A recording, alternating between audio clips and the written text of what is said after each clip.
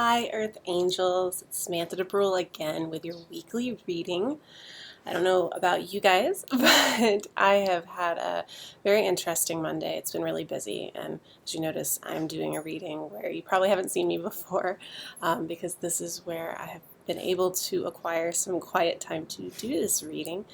Um, I'm actually out in my friend's backyard watching the dogs. So if they bark or they come up, they might just want to be a part of the reading today too. Um, but I definitely want to make sure to get this out for you guys because it is my weekly promise to you. This week I've chosen my Osha Zen tarot deck. I was feeling like using that because that's something that particularly resonates with my emotional intuition or my clairsentience, my clear feeling sides of my gift. So I'm going to get right into it. Let's see.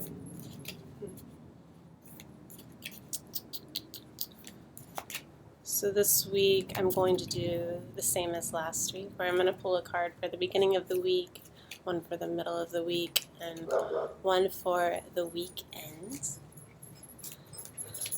Cards. Here's our first one.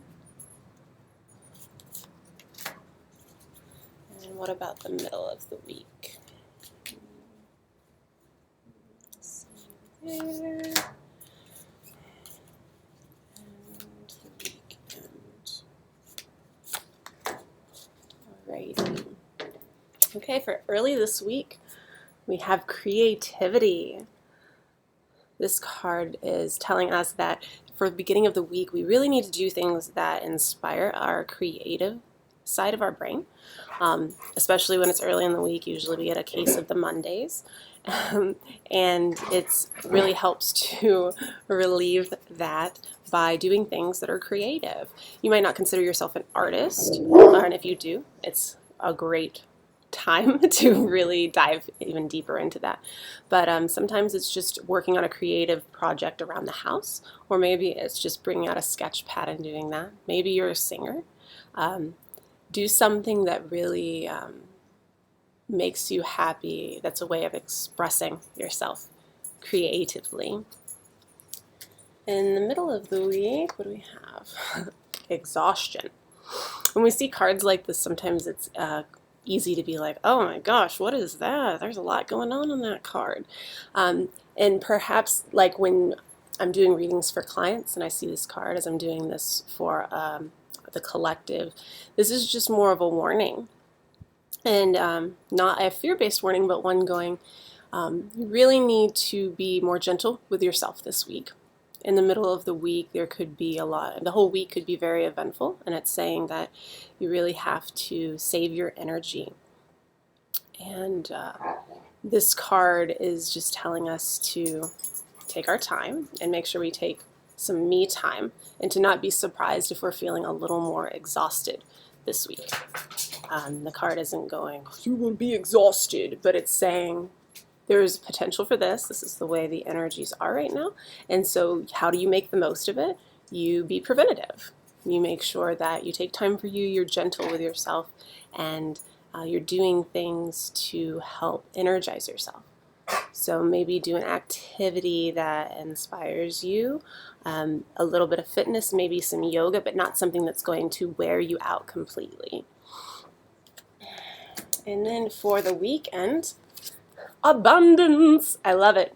We have a full moon this Friday, which is a very fulfilling time. And when we have full moons, we ask ourselves, how and where are we feeling fulfilled?